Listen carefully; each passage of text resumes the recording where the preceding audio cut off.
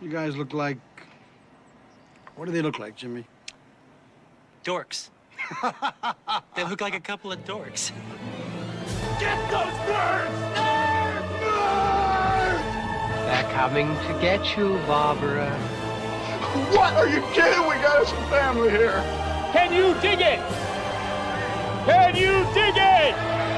Can you dig it? You are listening to the In the Mouth of Dorkness podcast, the official podcast of the Alamo Drafthouse, Winchester. Welcome to another edition of the REVIEWcast podcast. Joining us is Brian Young. God, I love being a turtle! The Turtle Dork. They called me Mr. Glass.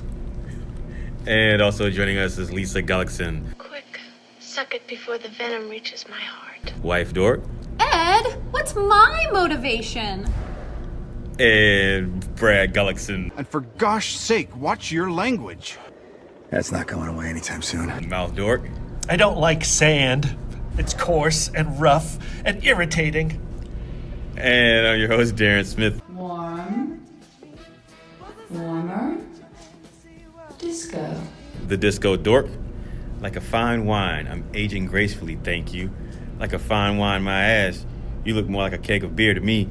And welcome to another edition of the REVIEWcast podcast. Hey, Brad, was that a film quote or is that you from real life? You have to wait for my weekend dork. It might represent both realities. Brad's an indoorsman.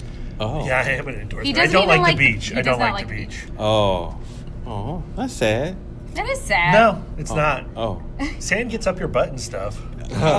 Okay. It gets in that fold right where your testicles hit your leg, and then it just grinds right into Your man crease? your scrotum. Yep. Guess what, Brian? How was your weekend dork?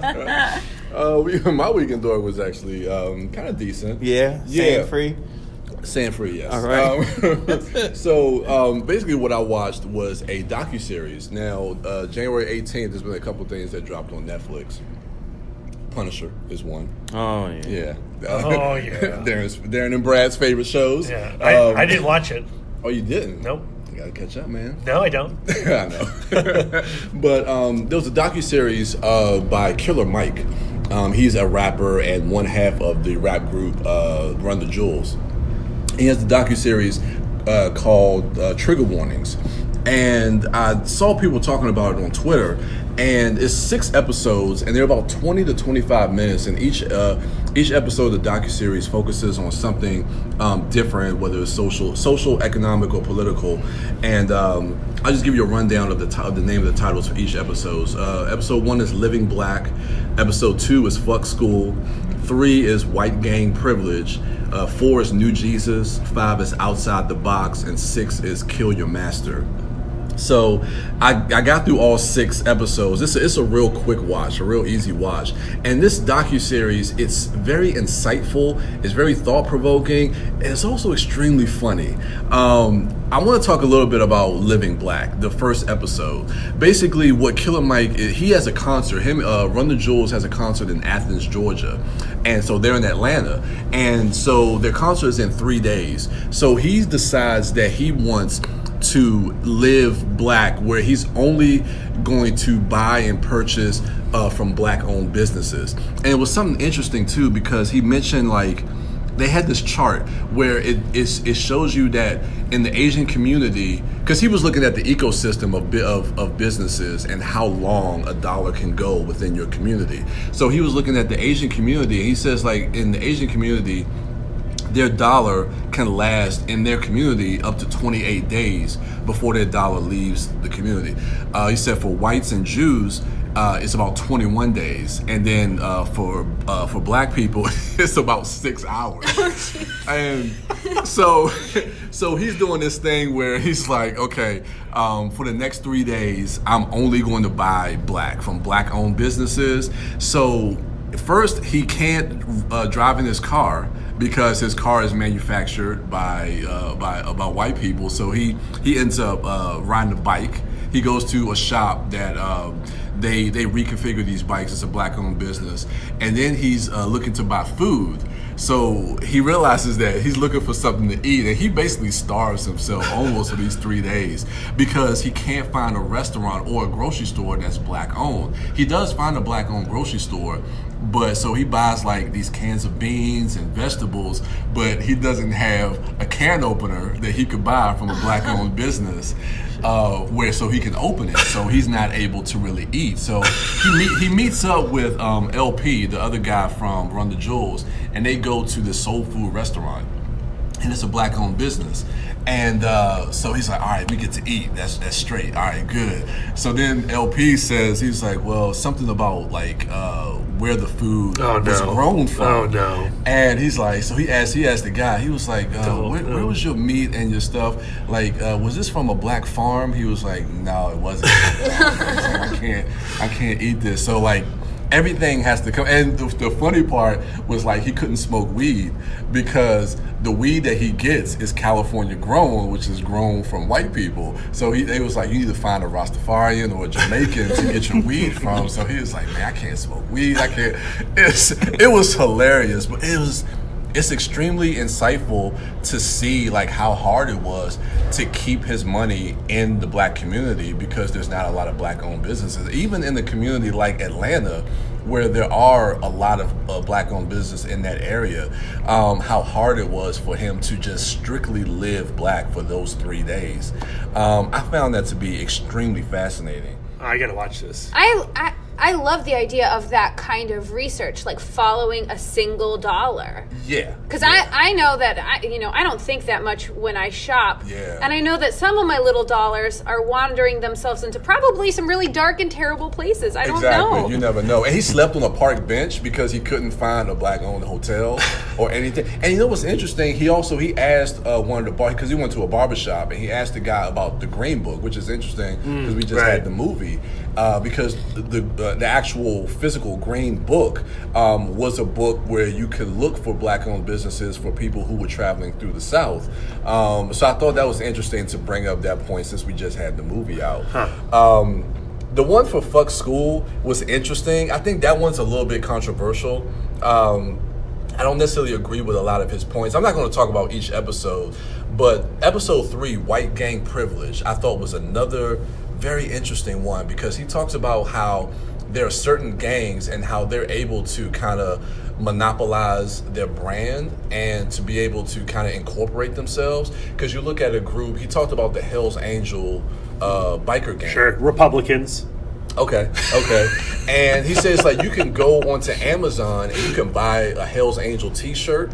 And they're fully incorporated and they have streams of revenue. So he's like, well, if these white gangs can make money, why can't the black gangs do? So there's some Crips in Georgia, and he's like, look, I want to help you guys to try to incorporate yourselves so we can, find some streams of revenue. So they actually come up with this idea to make a soda called Cripa-Cola. And it's pretty cool. And they end up making it. And this episode was so insightful because then they go to this focus group. So they make the cola, they go to this focus group, they bring in all these people to do a blind taste test, and they're like, oh man, Cripa-Cola, they didn't know what it was, but it was really good. And then they said, well, this was made by Crips, and then their whole stance on just changed. It was like, well, if we drink this, then we'll get killed for doing this because of the bloods and blah blah this and that. Just ignorant thinking because they didn't know what it was. So they really had to educate them on what it is, first who the Crips were and what they were trying to do, in their communities and stuff like that. So I found that to be a really, really interesting episode where it's just like, okay, you got this one gang here and you can go on Amazon and buy their stuff and do all these other things, but then over here you got other people that are trying to incorporate themselves, but they can't do that. So I'm telling you, I cannot recommend this highly. It sounds compelling. Yeah. I'm gonna watch that. Yeah, it's a real easy watch. Each episode is literally 20 to 25 minutes, and it's only 6 episodes. Episode 4, New Jesus, that almost brought me to tears because it was the whole idea of worshiping a white Jesus, and he was coming up with well, we need a black Messiah. So he decided to kind of create his own religion, and it was like the religion of sleep that he called it. I'm not gonna go too much into that, but it gets really deep, and that one kind of hit me pretty emotionally, and so it's really thought provoking, but it's got a lot of humor in it too. But it's something that will definitely make you think. So yeah, I mean, Killer Mike, we all know he's a really big activist, and he's always pushing his stance. And I don't always agree with a lot of his stance on a lot of stuff, and some of his methods seem a little bit radical. But I like that he's challenging the norm. I like that he's challenging and pushing people, and it's very, very interesting. I know. Did you see? Saw the first episode. You saw the first one. Okay, so you saw Living Black. Yeah. But the rest of it is really, really good. Yeah. It's on my queue. I'm looking forward to it. Yeah. It's an easy watch. All right. Wife Dork. Yes. How was your week in Dork? My week in Dork was much better, thank you. A lot to the support of people who reached out to me and reached out to my sister's GoFundMe for Mars. They're still raising money, but Mars is all checked in. It's obviously a rough transition. She has a long way to go. But seeing all of that groundswell of support through messages, through donations, just really warmed my heart. So I just wanted to start by saying that. I had the intention last time of I'm gonna pull myself up by my bootstraps and watch season 2 of Marvelous Mrs. Maisel. I have not gotten through it. I'm finding it. It might be the mood that I'm in, but I'm not finding it as fun as the first season. Fun, aka or good. Or funny. Like, I hate to, I watched a little bit of it, and I was like, nope, this is now a Lisa show. The problem with it is now all of the characters have split up, right? Because, spoilers for the first season, I suppose, but, like, the family has exploded into a whole bunch of different directions. Mrs. Maisel is staying at the house, but her parents have moved to Paris. She's still separated from her ex-husband, and her ex-husband is having his own storyline with his family. So all of the characters are all split apart. And so it's hard to get into anyone's storyline. And there's like this weird conceit that Mrs. Maisel, I can't remember the character's first name, Mrs. Maisel can just break into doing stand-up comedy anywhere. And like, so she's like going to her friend's wedding and doing a set, and going to a party and doing a set, and going to France and doing a set in English with a translator. Like, it doesn't feel organic. And to me, it just doesn't feel real, which was more believable in the first season when she hadn't really done stand-up before, and she just kind of walked up to an open mic drunk and exhausted and just vented into a microphone. It's hard to create that situation again and again and again in all of these weird contexts. Yeah, it's becoming its own little universe is what I like. It feels so out of touch with any kind of reality, but that's not necessarily a bad thing if you're digging what they are creating. Well, it comes from the lineage of Gilmore Girls, right? Same showrunner. And like Gilmore Girls had that particular aspect of otherworldliness, but it was in the context of this small town. Like, Marvelous Mrs. Maisel takes place in New York City, So it just... Like, that's it's hard to create this, like, community. I don't know. I think it could work. I think it comes down to I'm not enjoying what they're doing with the characters. Yeah. And once they go in a way you don't want them to go, it's hard for them to come back to your point of view or your taste. I agree. Well, I'm only in, like, the 4th episode, so I'm hanging in there. Yeah. I'm hanging in there. How long? How many episodes? I don't know. Like 35,000. It feels like a bajillion. An endless loop off into the horizon. But the first season of Star Trek Discovery has come out, the long-awaited We watched the short treks. Some of them were amazing. Some of them slightly less amazing. I think half and half. I think half of the short treks were fun, and the other half of short treks were okay. Yeah. Like, there's a couple where I'm just like, this isn't canon. Like, they did the whole background on Saru, who is like my favorite character, and I'm like, that's not the way I envisioned it. It's like when you read like a comic and you're like, nope, that's not canon for me. I'm editing that out. Aww. So, but I enjoyed the first episode. Brad keeps saying that it was too action-packed for him. It wasn't character-y enough. Yeah, that's what I said. Like, that's what he said off the mic. He's not so brave now. But like they're more like just like checking in with each character. They introduced Pike, who's playing Pike, Anson Mount, our boy. Oh, yeah. He's kirking it up. I feel like he seems like he's like, you know, after Lorca, I'm like the fun dad. Yeah. You know, the fun guy. Well, I can't remember. Captain. Which is a little bit goofy. But then we're checking in with all the characters, taking the temp, seeing how it's going, and then I'm sure we'll go back to the deep character stuff. It's just exciting to have these characters and these cast members back to new stories. You know, we've watched season 1 of Discovery three times now in its absence. Brian, how many times have you watched that copy I let you borrow? You see, what happened was I clicked on that link. Brian, you're gonna like season 1 of Discovery so much. I don't care. It's more Sonequa Martin Green for me. Yeah. So I hate to have to share her anyway. But it's I'm happy that it's back on television again. But none of that stuff is what my actual Weekend Dork is about. You're cheating. I was just catching you up. Brad and I did a really satisfying double feature of 1994 classic Ed Wood, and we followed that up with Ed Wood's Glen or Glenda. So we recall from the original, from the film, based loosely on real life, that director Ed Wood gets his first kind of break with this B-movie producer, and he gets the script, or he just gets the title, I Got a Sex Change, or something to that effect. Yeah.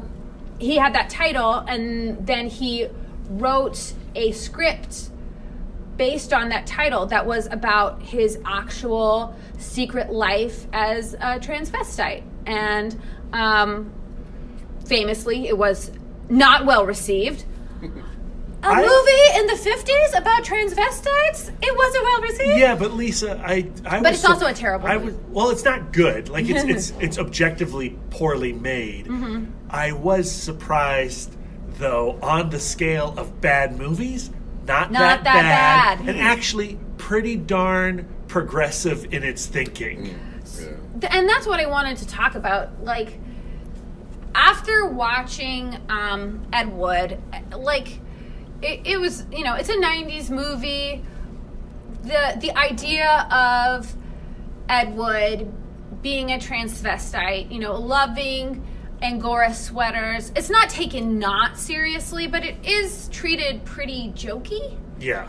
And when it mocks Ed Wood at times, not at every time, but it does turn him into the butt of the joke a couple scenes. Right, and the idea that, like, when he is feeling anxious, he prefers to be in women's clothes, and that alienates people, which I think is probably something as a transvestite in the 50s he had to deal with. Sure.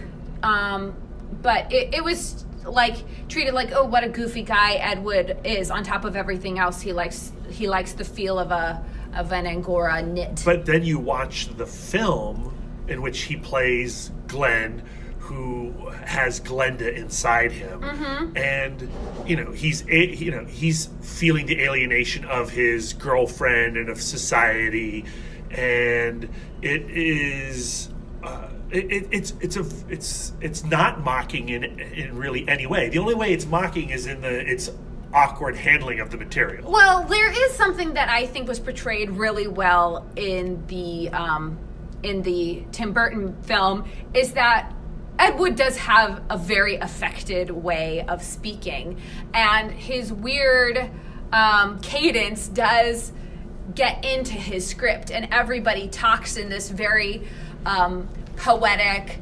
flowery, matter-of-fact fashion, which I think lends the film just kind of a quirkiness that I, like, after directly watching the Tim Burton film, I found really charming. But, like, what I found really interesting was if you took away the Bela Lugosi pull the strings God character who lives in a lab, weirdly, if you take that narration away and you just take the first third or half of the film, it watches like an educational film script. Right. What the film is about is there's a cop and he's investigating a suicide of a person, of a transvestite, of a man who likes to wear women's clothes. And he goes to a psychologist to get his psychologist's perspective. And so the psychologist tells the story of two different transvestites who Glen and Alan, who go on to live successful lives, either continuing to or trying to like Glen, who's played by Ed Wood, but he actually plays the part under a pseudonym. He plays it as Daniel Davis, but he is getting married and he doesn't know how to tell his fiancée, who's played by his actual girlfriend, Dolores Fuller, tell her how he likes to dress in women's clothing. And so he's trying to go, and he's really struggling with how to break it to her. And should he do it before they're married or should he do it after they're married? And then there is another character named Alan who feels like she's never going to be able to overcome or kind of compartmentalize this part of her personality. So she decides to go ahead, leave the country, and get a sex change. And she's able to come back to the United States and integrate herself into society and live her best life, which, considering this film came out in the 50s, was amazingly brave, astoundingly brave. And I'm like, wow, Brad. I mean, like, yeah, the verbiage is a little weird. Yeah, that the Bela Lugosi, that's strange, but like this is really enlightened. And then and well, it's also wall-to-wall narration. Yeah, so like much I said, of it's the like a film plot strip. is told through narration. It's like, guys, actually have your characters speak, please. Yeah. And then two, there's this sequence in which a character fantasizes a variety of women whipping him. Yeah, no, it gets to the point where Glen has like a mental break. It's like a dream sequence. But it goes on for probably 10 minutes, but it feels like 30 minutes. Because it's just straight like S&M. bondage, whipping, like women, like men tying women up. The devil shows up at one point. It's very long. Yeah. Yeah. You're like, okay, yeah, that's right. Ed Wood doesn't have talent. This is why people think like he's weird. I don't know. So like that's just that extended dream sequence was just straight up. Like I can see like, I'm an artsy fartsy director, you know. But I was let's put a ballet in the middle, but instead of a ballet, it's a long burlesque S&M bondage scene. But Ed Wood's one of those guys where you hear he's the worst filmmaker of all time. Plan 9 from Outer Space is the worst film of all time, which I also watched. And as movie connoisseurs, guys, we've seen worse movies. Yeah. Like, you know, yes, it's poorly made, but I've seen way worse. And I'd rather watch Glen or Glenda or Plan 9 from Outer Space than watch Venom ever again. Oh, no. So, like, to me, I really appreciate having now taken the opportunity to watch a supposed terrible movie and and put it next to all these other experiences I've had cinematically. And it also, like Lisa was saying, it adds to the context of watching the Burton movie. And I also really appreciate this snapshot, this kind of distillation of what was considered progressive in the context of the gender spectrum in the 50s. It ends with kind of the psychologist giving the reasons why someone may have inclinations to put on women's clothing, like maybe they had an underloving mother or a mother who wanted a girl or blah, blah, blah. Not very evolved. Like, now that we've done more gender research and science still can't explain what it is in the human brain that gives someone the idea of what their gender is. It used to be that back in the day, if a baby was born with both sets of genitals or both sets and one's not as well formed as the other, they would just go with whichever one looked more like more fully formed, and they would say, well, just make sure that when you're raising this child, you just treat them like a boy and they'll grow up to be a boy, or if treat them like the girl and they'll grow up to be and we've seen time and time again that actually doesn't work. That how we're treated does not completely create our gender narrative. That's just not true. But to me, it reminded me of that time when we read Green Lantern, Green Arrow. Well, what year was that from? It was like a couple years ago. Oh, you mean the graphic novel, yeah. Like 1973? Yeah, it's a 1973 comic that's trying to be progressive about drugs, race, societal issues. Societal issues, and they completely blow it. It's you read it, and in the context of today, it's completely offensive. Yeah. But I love the fact that people were trying, and to me, and you particularly with Ed Wood and this idea of trying to create a narrative where people openly talk about non-binary gender situations, that just didn't happen in the 50s. Yeah. So in that context, I find him extraordinarily brave. And we're only just starting to have those conversations in pop culture today. And if you can find, and if you like being tied up and your lover consents to it, more power to you. That's what I say. GGG, good giving and But just put a plot into your S&M story. Yeah, okay. You can just take this S&M part and then just keep that for yourself at home. Okay, anyway, that's the end of my weekend work. All right. What about you, B? How was your weekend, Dork? So I've done it, guys. Wow. We were talking about it. I don't think we talked about it on the podcast, but the last time you guys were over, I said, you know what? It's 2019. We're at the 20-year mark of Star Wars The Phantom Menace. We've got Star Wars Episode 9 coming to the end of the year. Yeah. And I'm going to watch every bit of Star Wars live-action material. I've started. I rewatched The Phantom Menace. I rewatched Attack of the Clones. I watched all of Jendi. How'd that go? How'd those rewatches go? Firstly, with the Phantom Menace, how'd that go? When I hit play, I told Lisa, I am not going to comment negatively about this movie. To himself. To myself. Yeah. I'm only going to look and appreciate the positive aspects of the Phantom Menace. So, the movie starts off and you get the crawl and it starts talking about the taxation and the separatists and Naboo and there's a civil war going on, blah, blah, blah, blah, blah. And you watch Qui-Gon Jinn and Obi-Wan Kenobi land on that separatist ship. Yeah. And, the Viceroy's there and he opens his mouth and you're like, oh, that's a weird Asian stereotype. Don't talk about it, Brad. Don't talk about it. You're only commenting on positive things. Mm-hmm. And, I enjoy the relationship that Qui-Gon and Obi-Wan have. And I really like that opening lightsaber battle with the droids. Oh, yeah. And, does the CG hold up? Was it good then? I don't really care. I'm not here to have that conversation today.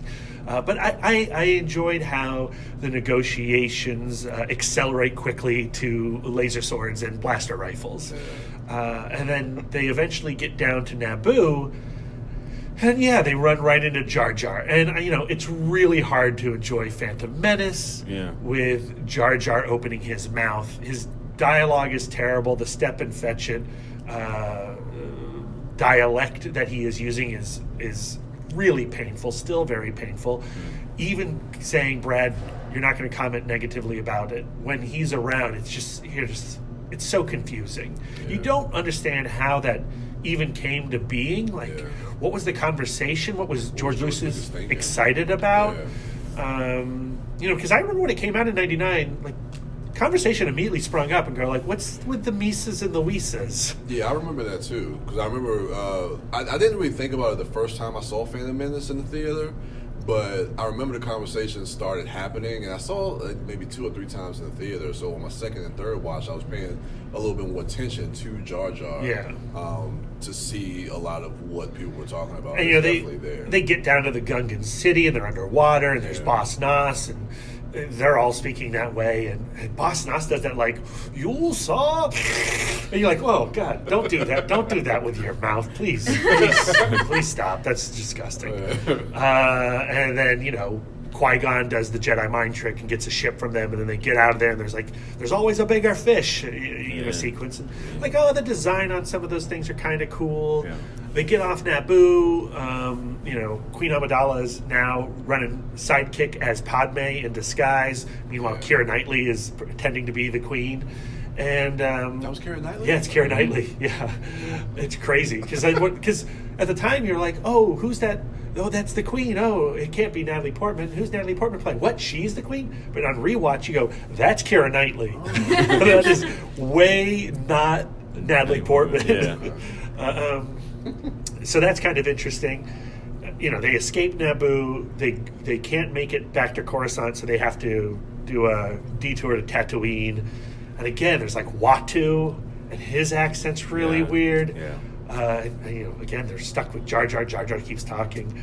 And then the pod race, it's pretty great. Yeah. It's pretty great. Yeah. And it very much is an homage to Ben-Hur. And having recently watched Ben-Hur, as we've been going, Lisa and I have been going through the AFI Top 100, that was cool to see. Yeah. Jake Lloyd, not the best Anakin. Yeah. I wouldn't necessarily cast him. But I do like the idea of going back to Darth Vader, Space Hitler, and seeing him as a child. Because, Hitler was a kid. What was Hitler like as a kid? Yeah. Let's check out what Darth Vader was like as a kid. Yeah. I love that conceptually. Yeah. Midichlorians, whatever. I don't know, whatever. Don't find that interesting. Yeah. I'm not going to talk about it. And then, eventually they have that they get back to Naboo. They have this huge space battle. It's very much like Return of the Jedi, where they're cutting back between the space battle and the lightsaber duel that's happening with Qui-Gon, Darth Maul, and Obi-Wan. And that lightsaber duel, it's amazing. It's still an amazing lightsaber duel. I wish it didn't do the Return of the Jedi thing where it's cutting away constantly, because not only are we in the space battle, but we're also having kid Anakin Skywalker comment through his entire space battle. Yeah. And that's not the best dialogue in the movie. Yeah. But I got done watching that film, and I thought I enjoyed it. And having since then fallen in love with the Clone Wars stuff, I have developed an appreciation for battle droids and the Roger and the comedy within that idea. Yeah. It's not awesome in Phantom Menace, but it gets better in the Clone Wars cartoons. All right. So I enjoyed it. Attack the Clones. Yeah. I said the same thing. I'm not going to comment negatively when I watch this movie. I can't do it. It's so not good. Oh, damn. There's you don't love almost nothing about Attack of the Clones that I like. Really? In the beginning, when they're at Coruscant, I guess there are some designs that I enjoy, and I sort of like how the story starts off with the Queen's decoy ship landing and exploding. the effects around that don't hold up in any way. But conceptually, I like that as an interesting way to start a Star Wars film. Star Wars always starts in space, so it gets right down to the planet. I like that ship. The explosion's kind of cool. Padme is off piloting one of those Naboo fighters. I loved the design of those yellow Naboo fighters. Yeah. I think they are great. Coruscant, someone tries to kill Padme. It's Jango Fett and this other bounty hunter who's a shapeshifter. They use these like worm things to go through her bedroom window. But like the moment Hayden Christensen shows up as Anakin Skywalker, it gives me goosebumps. It's so icky. No. And I'm not 100% against the idea of Anakin and Padme hooking up, even though they have a 10-year age difference. Yeah. But their first union, like when Padme goes like, "Oh boy, I haven't seen you since you were a boy," and like Anakin's like mad immediately. He's like, "I'm a mad." He's like, "Okay, stop. This is gross." She still clearly sees you as a child. George Lucas, what are you doing? Please don't turn this into a relationship. So that when they finally escape Coruscant to back to Naboo to go into hiding, and their relationship develops, I find all of their scenes without any chemistry and just kind of creepy. Yeah. And I felt that they were creepy then, and I think they're even more so now. Yeah. So I don't know. I tried to enjoy the second film, even when at the climax of the movie where they're on Geonosis and they're going through the battle droid factory. Some of that stuff's kind of neat, but the arena showdown, the monster designs. Oh yeah, So that's right. And like the designs are so, but then the execution of them is still really, really bad. There's nothing I can say nice about Attack of the Clones still. Dang. But what was cool about that is I got it out of the way, and I could watch the 2D animated Clone Wars cartoon that Tartakovsky did, the guy who created Samurai Jack. Yeah. Those alone make episodes 1 and 2 worth it. The animation is great. The set pieces are fantastic. Sam Jackson has like this. Sam Jackson. Yeah, it is Sam Jackson. He does lend his voice to it. He has this 15-minute cartoon where he just demolishes this platoon of battle droids using the Force in a manner that you had not seen in any live-action fashion. Oh, wow. Where he takes like the parts of one battle droid, turns them into bullets, and destroys the rest of the battle droids. So great. And just like there's 2 seasons of that era of Clone Wars. They amount to about 2 hours of content. Not a lot of narrative, mostly action, but great action. Highly, highly, highly recommend all of that. So then I got through all of season 1 of the CGI Clone Wars cartoon. Oh, and I watched the theatrical movie that launched that series. The CGI one. Yeah, directed by Dave Filoni with Rhoda the Huttlet. And was that as bad as you remember? It wasn't. It really wasn't. Especially watching it so close to Attack of the Clones. I'm like, no.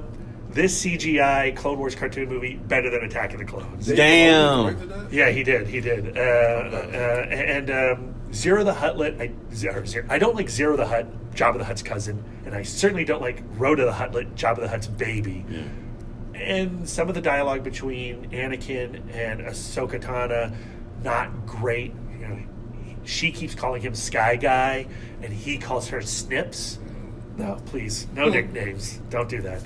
But generally, I thought it was solid and a good base for what the season would be. Darren Bryan, I've been taking notes. I'm starting to put together a Clone Wars cartoon list for you guys. I asked you about that. I found 4 episodes from season 1 that I think you should watch. Okay. I think there's 19 of them. Jesus. It's fine, but right. I don't expect you guys to love the entire thing. I think these 4 episodes where they introduce Cad Bane, the bounty hunter, great character. There's an episode that's all around a rookie unit of clones. That's really fantastic. So yeah, that's where I am on my rewatch. I'm expected to have it all done by the time we get to episode 9. That's how I'm pacing things. There's 5 full seasons plus a 6th season of the Clone Wars cartoon. So when I get done with all that, then I will watch Revenge of the Sith.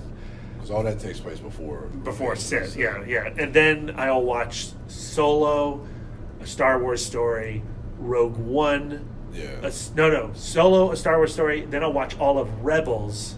Then I'll watch Rogue One, a Star Wars story. Damn. Then A New Hope, Empire Strikes Back, Return of the Jedi, and then Force Awakens and Last Jedi. Oh, go that way. Okay. Yeah. Is Clone Wars serialized? Like, does it feel like it's all part of? Yes, and a lot of the episodes lead right into the next episode. It does. Okay. Okay. Now, it's not as like serialized as say something like Lost is, or Breaking Bad, or something yeah, like it's that. definitely not like Breaking Bad. But there are story pieces that really don't conclude from Clone Wars cartoon till Rebels. Interesting. Okay. Yeah. Okay. And I would say the conclusion of Revenge of the Sith is in Rebels, not in Revenge of the Sith. Okay. And it all revolves around my favorite character in the Clone Wars stories is Ahsoka Tano, who is Anakin Skywalker's Padawan. Yeah. Yeah. So Yeah. it's all. I don't know. It's getting pretty. I'm enjoying it. I talked too much about it, but you know, Oh, that's cool. I didn't crap on it too much today. No, you're glowing with joy. Yeah, good. You've got the force. Good. I got the touch. All right, that's it. All right. How about your week in Dork, Darren? What were you up to? I've been playing a lot of video games. Unfortunately, I haven't watched a lot of movies, or a lot of new movies. I went and saw the Dragon Ball Z film. They just had a new theatrical animated film. Oh, yeah, Super Broly. Yeah, I'm not even a Dragon Ball Z fan, but I was surprised at how. So normally, like when these animes are released through like Funimation and Phantom Events through AMC or whatever, they only show the movie for like one night and only had like maybe 2 screenings that night, a 7 and like a 10 o'clock. Sometimes there's only like 1 screening that night. But this one has like a full like wide release schedule, like multiple days, and just about 90 to 95% of the screenings that I looked for tickets were sold out. Whoa. Like It had a big opening. Like it had a huge opening, really big and so because of the popularity of that show, that property, and I know how the fans are, I like being in theaters where an audience is reacting, an entire audience is reacting favorably to something. I've gone to other screenings of animes that I'm not huge fans of just for that alone, just to be in the audience to have them react to that. So I was like, Cool. This movie is highly anticipated by those fans. So I was like, all right, I'm gonna go. I'm gonna see what the big deal is. And I had a really good time. It was exactly what I thought it was going to be. You know, as far as the characters that are on screen, I had no clue as to what the story, because it connects to this film is a one-off film, but it connects to events that happened in the series, you know, in previous series that I have no clue or awareness of. So a lot of this shit was just going over my head. But as far as like the animation, I will say, like, that was one reason that I did not get into the actual show of Dragon Ball Z, is because I just wasn't a fan of the style of animation because of their budget or lack thereof. But the film, like, shit, like they had a lot of money to pay those animators, because like the action sequences are so fluid and they're not choppy at all, and they don't reuse frames, and I don't know. It was really, really cool to see, especially on the big screen. Like the audio in there was insane. But it's number 3 at the box office this weekend. That's fucking crazy. Yeah. Like I knew that property was famous and I had a huge following at the very least, in like within the geek circles or whatever. But like I didn't know that it was that big. But so kudos to them.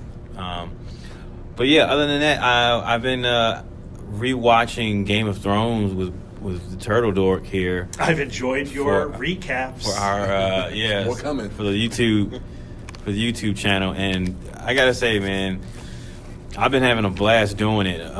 That show is just that's the greatest. It's the greatest TV show ever, man. That show is so good. Season 2 is. This is my least favorite, as far as I can recollect. This is always my least favorite season of Game of Thrones.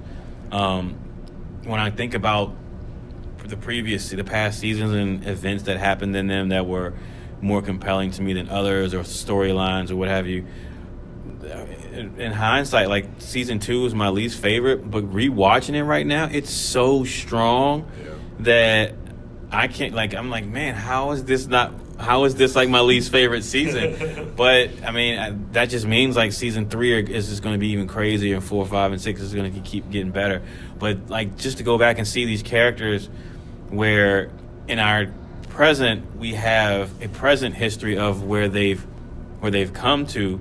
So when you go back and rewatch and you see Arya, who's so baby-faced, and she's standing face to face with Tywin Lannister, you know, this guy that's on her list. You know, I mean, the season 2 is when you first hear her list, when she first starts to recite that list every night before she goes to sleep. Like, this is when she meets the man with many faces, Jaqen. Like, he's a great character. It's so that happens in season 2. That happens in season 2. Wow. Yeah, it's season 2 is when we meet Brienne of Tarth, and she has such a profoundly moving scene with Caitlyn when she pledges her allegiance to her, and Caitlyn's offering her and swearing that she will always have a home with her. Like, man, it was so moving this go around watching. I was like, oh my gosh, this is such a great show. This is a great scene. So yeah, I've been having a blast rewatching this show, and this is, like I said, we're only in the 2nd season, which historically was my least favorite. So I can't even imagine like 3, 4, and 5, and 6 and 7. So yeah, that's all I've been doing, and because you know, I got to see Split. I got to see Unbreakable, Split, and Glass. We'll be talking about Glass for our review cast. That was another thing I did. And gosh, I love Split. That's such a good movie, man. Such a great movie. And I had a good time seeing that on the big screen, and seeing Unbreakable on the big screen as well, because I haven't seen that since it initially came out. So that was great too. But when we come back from the break, we will be talking about M. Night Shyamalan's follow-up to Unbreakable and Split, and that is Glass, starring Samuel L. Jackson, James McAvoy, Sarah Paulson, Anya Taylor-Joy, and M. Night Shyamalan cameo. So yeah, we'll be back after the break, so stay tuned for that. Hey, this is Liz from People I Think Are Cool, a bi-weekly podcast where I interview my favorite creatives from across the globe. If you're looking for a dose of creative inspiration, then go to peopleithinkarecool.com or subscribe to People I Think Are Cool on iTunes and Stitcher. You like film, from cult to classic, from blockbuster to B-movies. And there just isn't that one place with all the fan fervor and passion that's covering the kind of mad, diverse brilliance that you love. Well, that's where you're wrong. AfterMovieDiner.com is that fan-built movie nirvana just for you, featuring the sweet, sweet writings of the wife dork herself. AfterMovieDiner.com. Go there. Be the best you can be. And we're back, ladies and gentlemen. This week, our review cast is for M. Night Shyamalan's Glass. Yeah! All right. 20 years in the making. Yeah. That's crazy. Long time. That's crazy. Long time. Can we start with the M. Night Shyamalan cameo?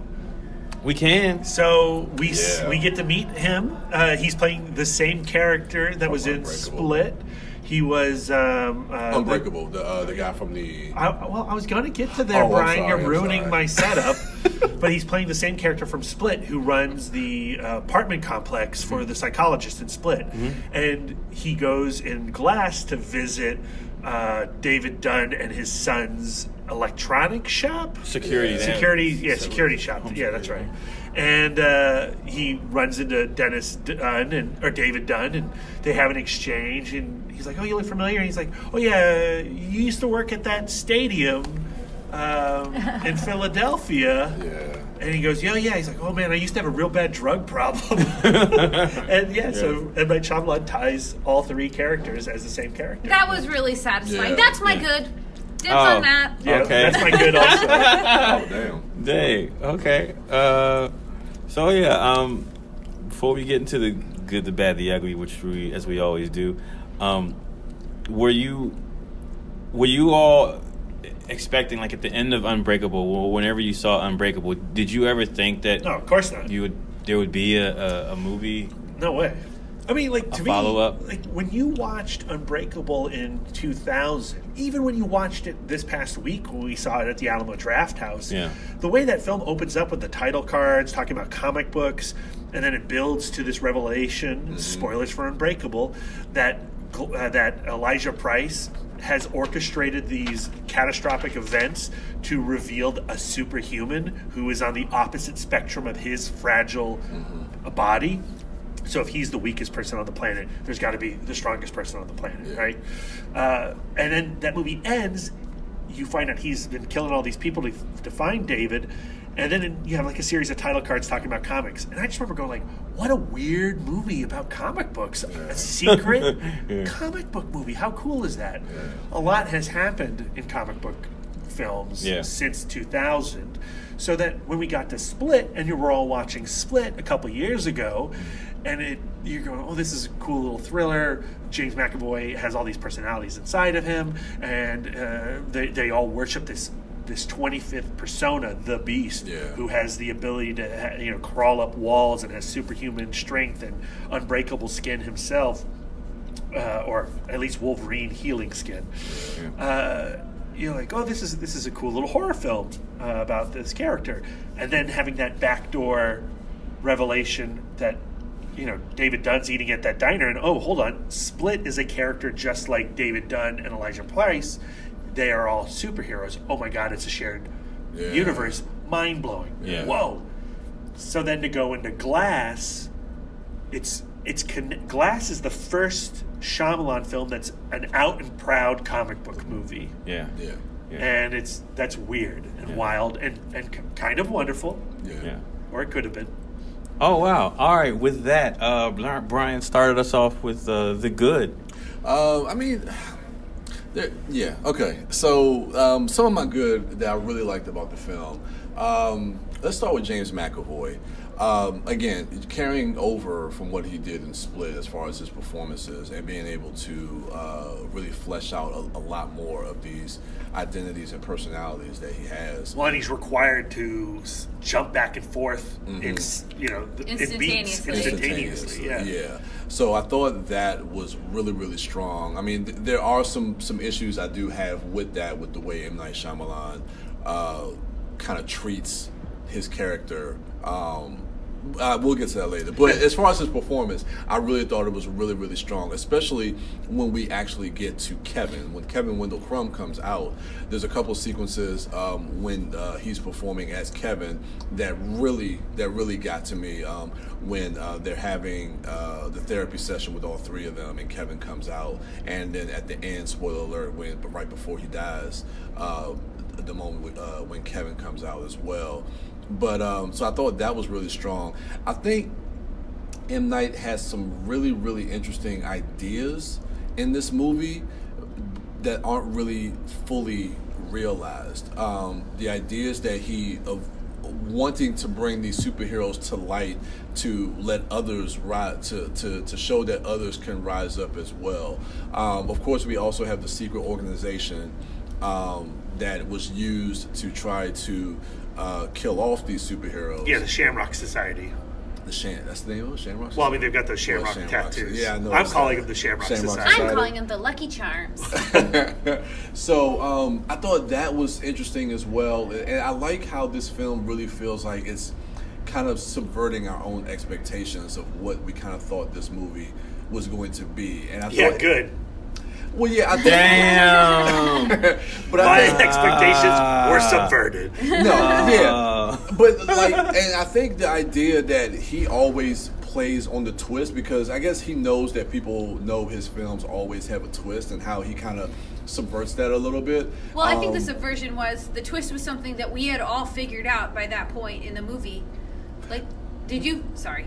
Well, there's two twists. This movie tries to have two twists. The Secret Society is one twist. Yeah, well, that's I don't even think that's the main twist. I think it's really Elijah Price's overall, like, what his whole mission was. Is that a twist, or is that just like a... Like, I don't think there are... I think there's really only two elements in this film that are set up narratively to be twists. They're revelations. That's a revelation. But, like, as far as, like, a twist as... we thought it was one thing and it's another thing. Yeah. There's the setup that Dunn's son, Joseph, finds the comic book at the comic book store doing research like his dad used to do. And he's, it all goes back to the parents. And then there's this revelation, or it's treated like a revelation,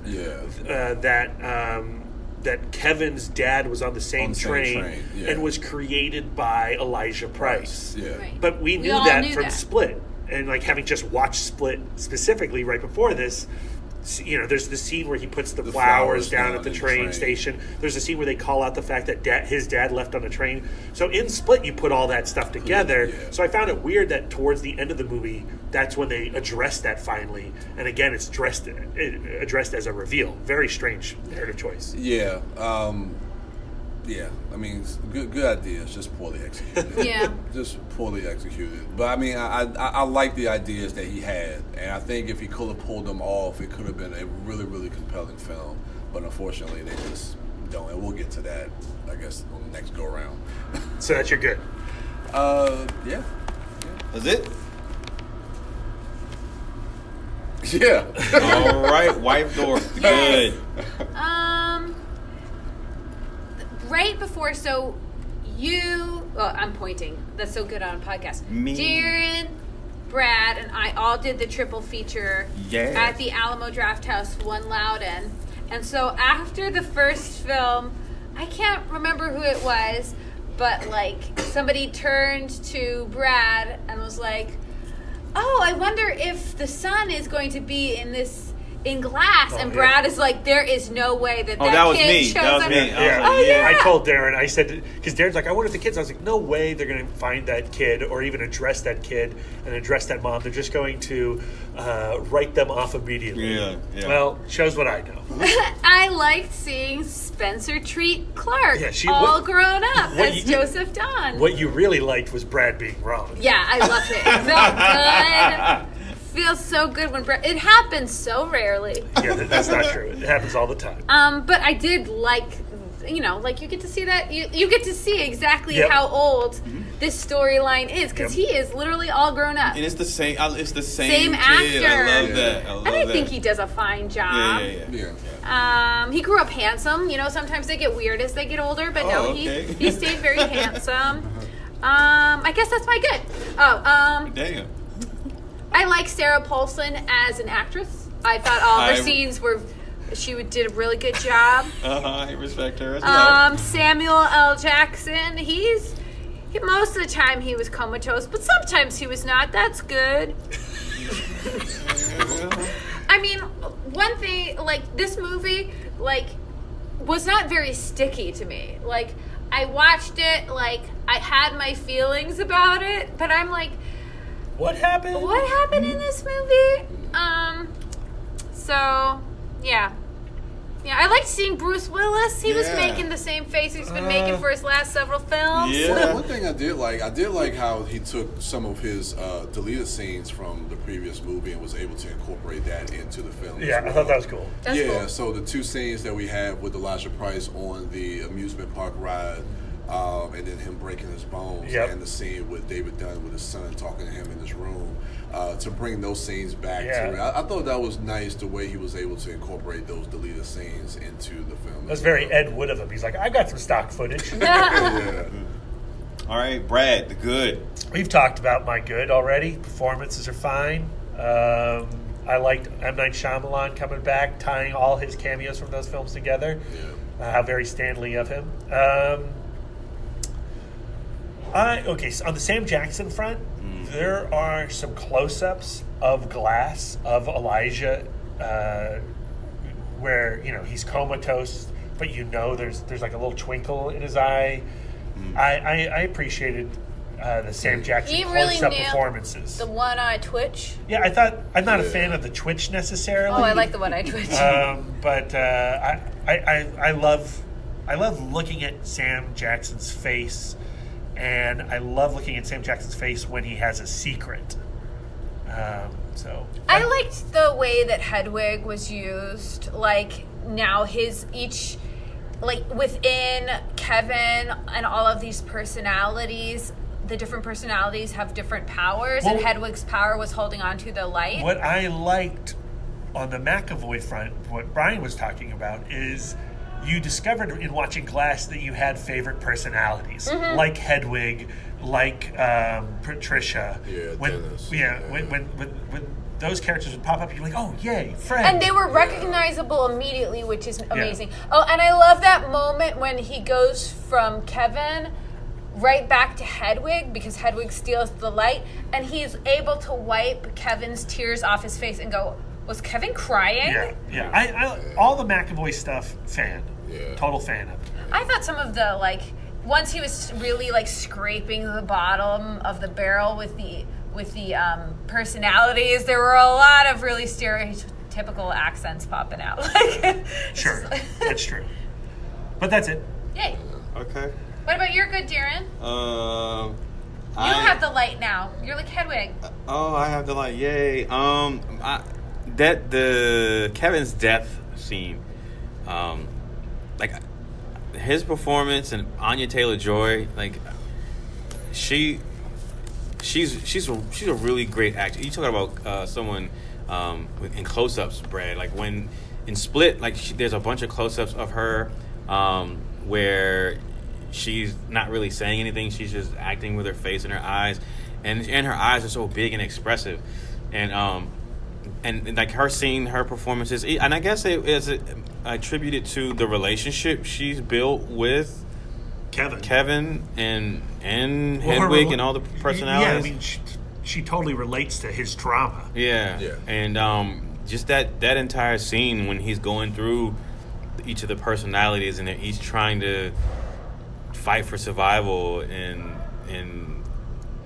have the light, and it's the last time they're going to have the light. And I don't know. I just thought that was a really sweet yet terribly sad scene. Bruce Willis was okay in it. I wish he had more to do in it. Sam Jackson, when he was doing stuff, he was good in it. Like, I wish he had more to do in it. I think Sam Jackson was actively good. I think Bruce Willis was not good. I think he was fine. Yeah. But like, you compare his performance in this to what he was doing in Unbreakable, and I also rewatched Sixth Sense recently. And even in those movies, he has a very like still performance. He's not extremely expressive, or at least not the way he was back in the 80s and early 90s. Yeah. But I feel that in Glass, he is very much phoning it in, like he has been on films like Death Wish and Airstrike and all these like VOD movies that he's been dumping his time into. Yikes. I was really disappointed in the character of David in this movie. Yeah. Sorry to crap on your good. No, that's okay. But that's what I've been doing to everybody's good. So. That's all right. I think that's all I have for you to crap on. All right, Brian, the bad. Going back to McAvoy and his performance, I think Shamalan kind of treats, because of how much his performance was regarded in Split, and I think he treats that character and the condition of DID almost like a novelty to a degree. Sure. Where it's just like, oh, let's just let James McAvoy go, let loose, and just see him just kind of switch to these different personalities. Where I feel like in Split, there was actually something going on with those characters as far as them plotting, like the way Patricia and Dennis were using Hedwig in that particular scenario. So I thought there was a lot more characterization, a lot more story that was going on there, where here it just felt more like a novelty to me. Yeah, but at the same time, the most energy in this film is centered around those performances, cliche or otherwise. Exactly. Yeah. And he's really good in that. Yeah. But it just felt like it just wasn't as nuanced and subtle as he gave in Split. I just think the production of the movie just looks extremely cheap. When you go back and look at Split and you look at Unbreakable, I mean, you look at the cinematography, you look at the way the camera moves, and there's a certain look to the film that's just not here. Like, this just looks flat. It just looks cheap.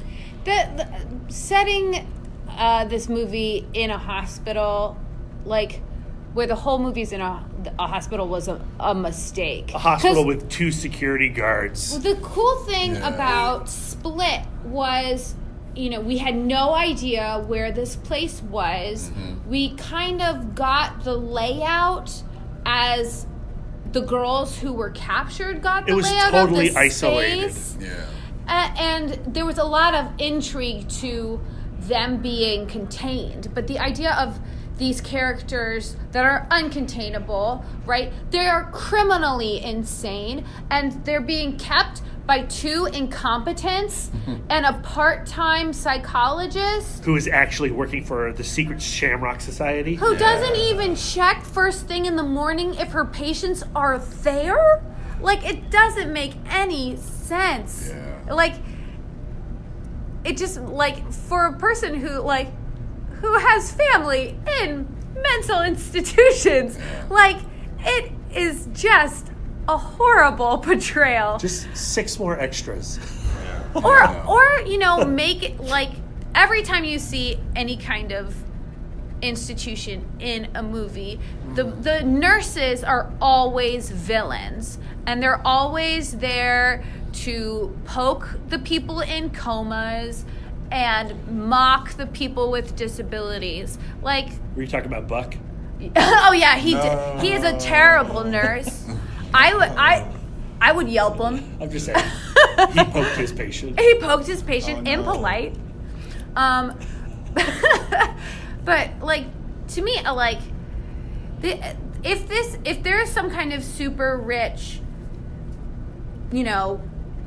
secret society that is trying to contain these people, if this is a federal prison... Could we talk about that real quick? Yeah. What's going on there? So there's a secret Shamrock Society that is maintaining the balance of superhumans. When a mutant rises up, they squash them. Yeah. But in this instance, Sarah Paulson, who works for this company, the secret society, has been offered 3 days to convince these people that they're not superhumans, and if she can, they're going to let them go. Is that? Well, they're going to kill them, because I think they were always going to kill them. Well, no, the organization was giving her 3 days to convince them. Yeah, but why?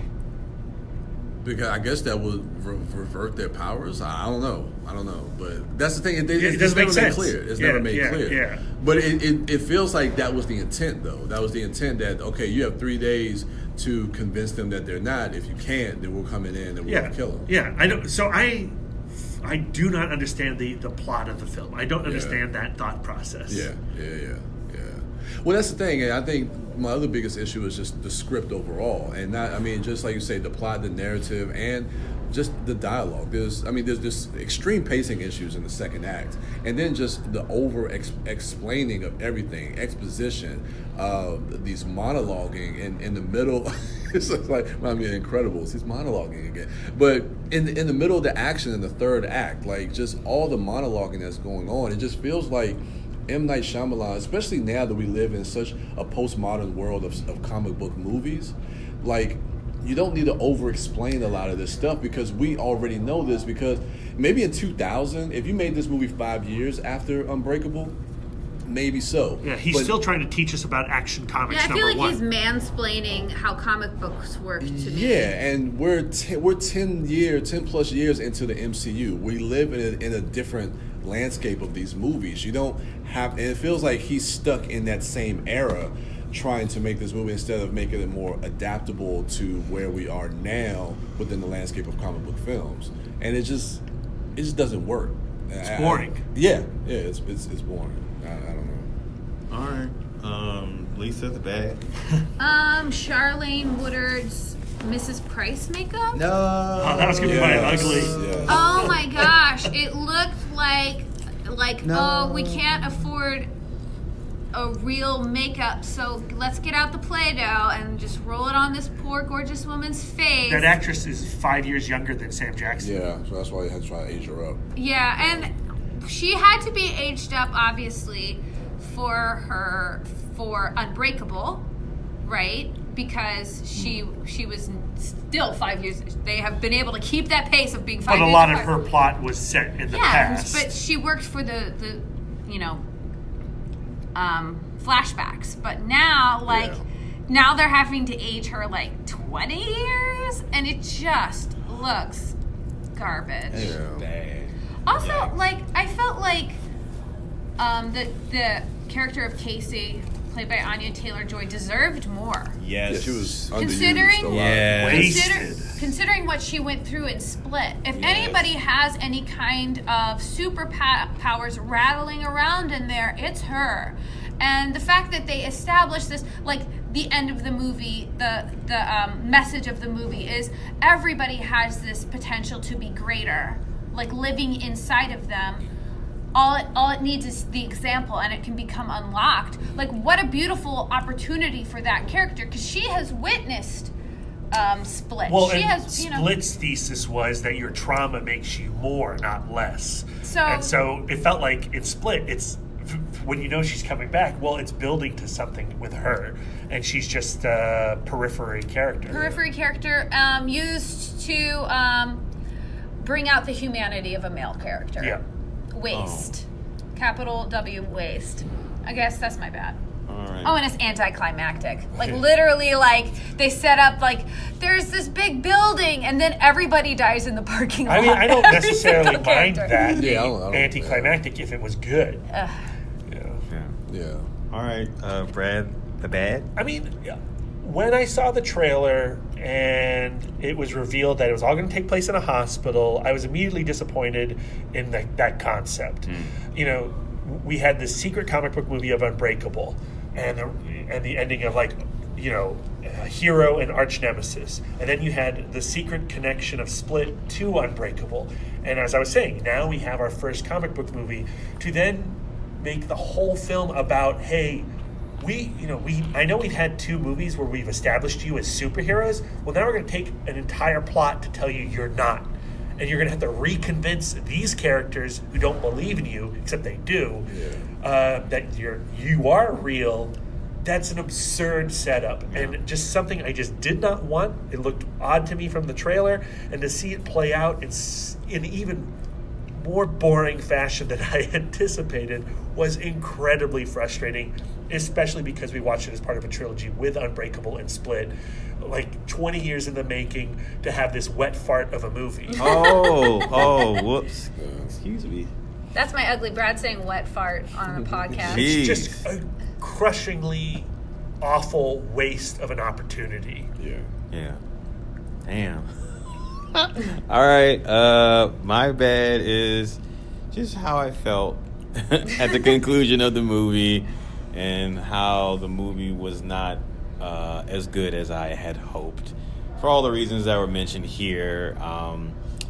The script could have been stronger in some areas. As great as James McAvoy's ability to switch characters and voices and personalities on command, some of it just felt like you were saying, Brian, it was just I got treated like a novelty because there wasn't any characterization going on. The reason why Hedwig or Dennis or Miss Patricia or even Kevin can be someone's favorite, or the personality that they perk up from when they come on screen, like you were talking about, Brad, is because there have been multiple scenes they used to establish who those characters are and allow those characters to be fully formed. With the voices that he was doing in Glass, they were just for that one little quick scene, almost like part of a montage. So there was no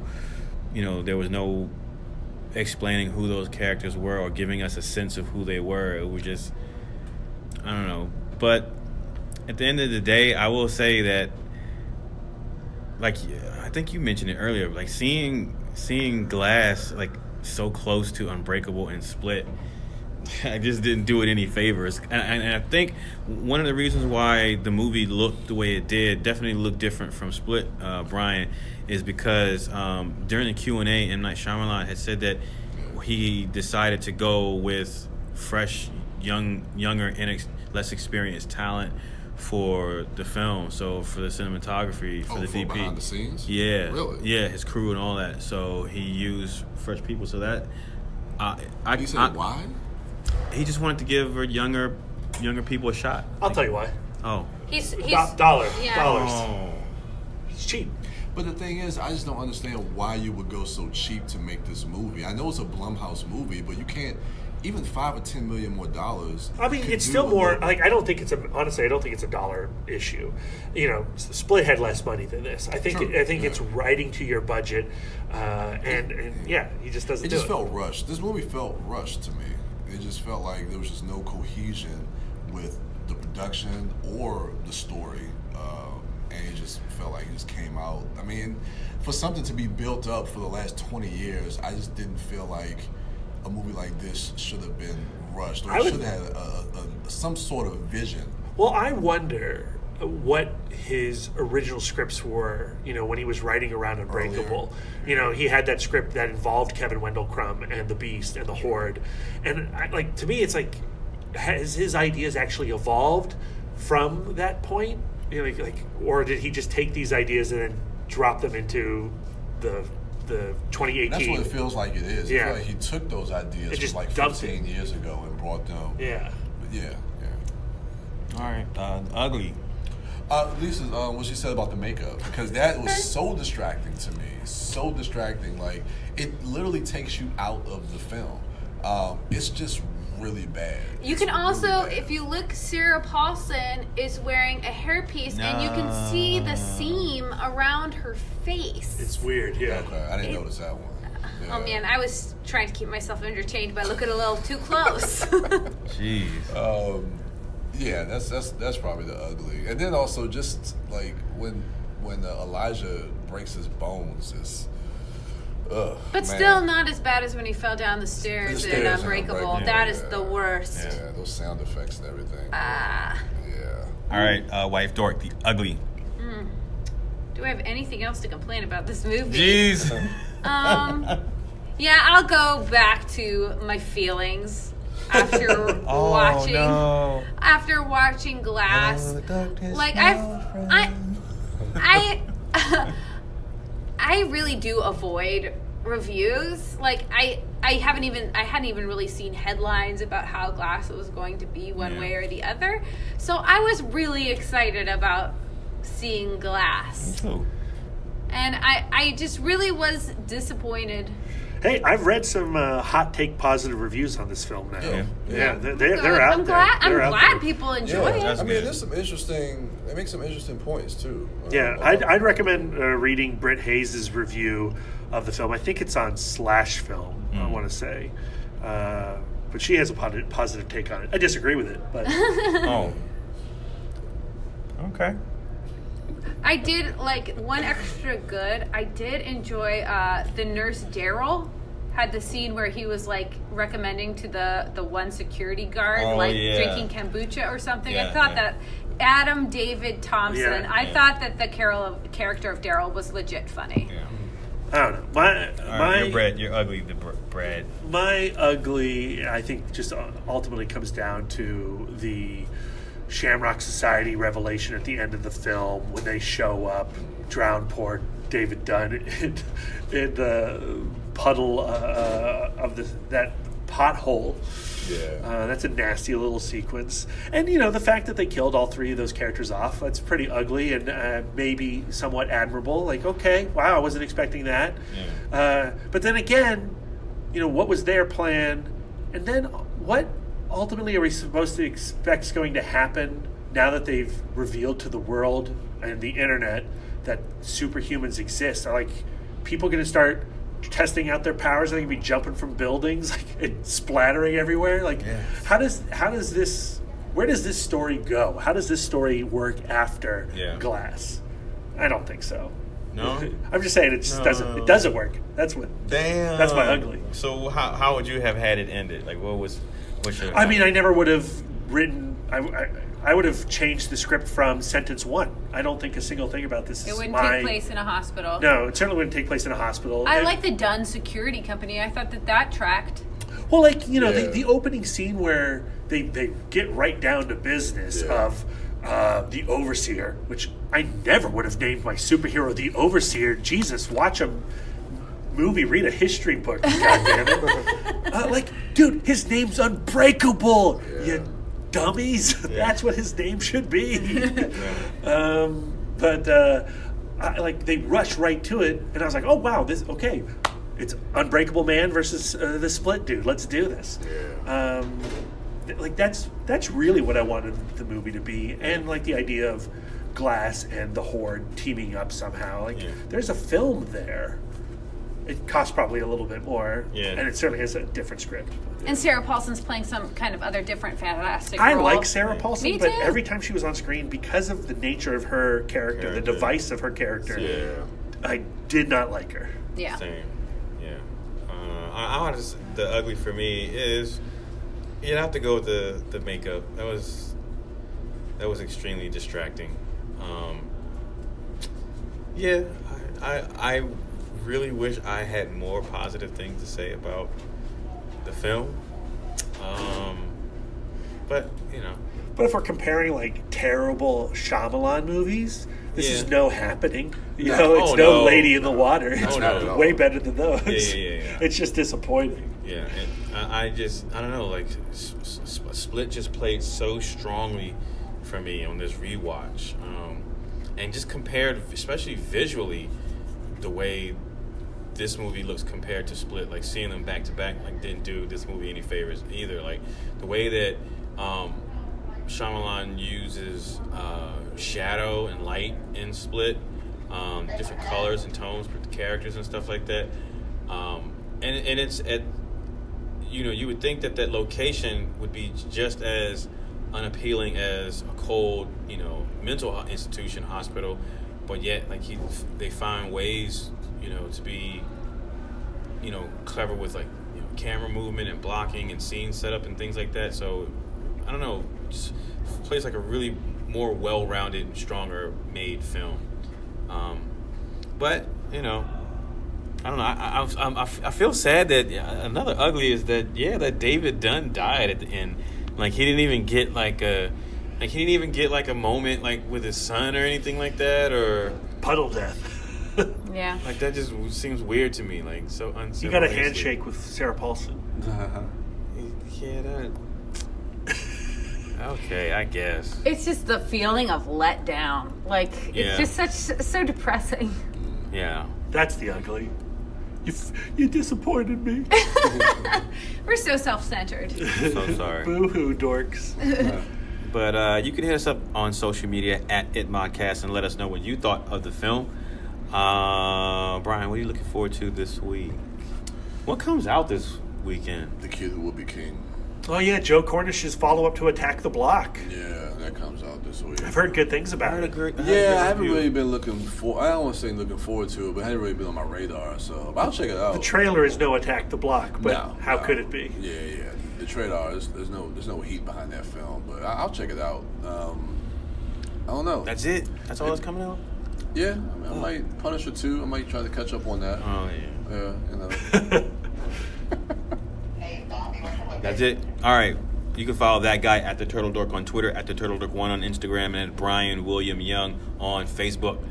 Wife Dork. Yes. What are you looking forward to this week? What am I looking forward to this week? Yep. On Tuesday, Brad and I are getting on a plane to go to Park City, Utah for the Sundance Film Festival. Yeah. We're super excited. Yep, and we should have some interviews for this podcast coming soon. We're super stoked. I'm excited to hear the titles that you all will be seeing. That makes three of us. And not seeing. Lisa and I have done almost zero prep. Yeah, you can follow her at Sidewalk Siren and at Baked Dork on Twitter and Instagram. She's also at Sidewalk Siren on Letterboxd as well. Brad, I guess it's safe to assume that you are also looking forward to your trip to Sundance? I am, but I'm also looking forward to, when we get done with this podcast, walking downstairs, because we're recording at the Alamo Drafthouse projection booth, and seeing Daniel Klaus and Terry Zweigoss Ghost World. Yep. So yeah, you listeners hopefully have already attended, but probably not. We've been looking at the ticket sales; not too hot. No. Yeah, so if you haven't, it's going to be an intimate screening. I look forward to hearing Darren and Brian's review of the film on the next episode of It Mod. Ooh. Oh yeah. I'm spending a lot of time with this dude, recording our episodes for the Game of Thrones I'm recap jealous. and stuff I would like love that. to spend more time with Brian. Getting tired of me. Yeah. He hasn't worn out his welcome yet. All right, now I'm looking forward to. What am I looking forward to this weekend? You know what? There's some documentaries that I want to see. I want to say, for some reason, I feel like it was only recently released, but I heard about this documentary like last year, and it's MIA's documentary. I Am Matangi, I think. Because she's a very fascinating personality. Just with her upbringing and with her father. I think she's the daughter of like the leader of like a revolutionist or something like that. Like some really heavy stuff. And there's what she's come from in her life in her country, the war and things like that, and how she speaks out about it, and how she's become a pop star, and then how she speaks to those issues through her music as a platform, and then just even outside of her music, her activism. She's a very interesting personality. I'm looking forward to watching that documentary. But there's another documentary.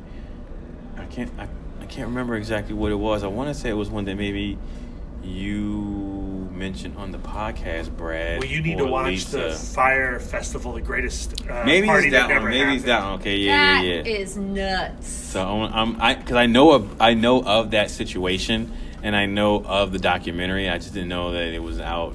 So I'm gonna watch that too. Oh, and I've been meaning to watch my copy of Elizabeth Harvest again. Yeah. So yeah, and you can follow me at the Disco Dork on Twitter, Instagram, Facebook, Letterboxd, but not Untapped. That's going to do it for us. Thank you all for listening. Oh, you can follow the Indie Dork at WB Das on Twitter and Instagram. And is he at WB Das on Letterboxd? Yep.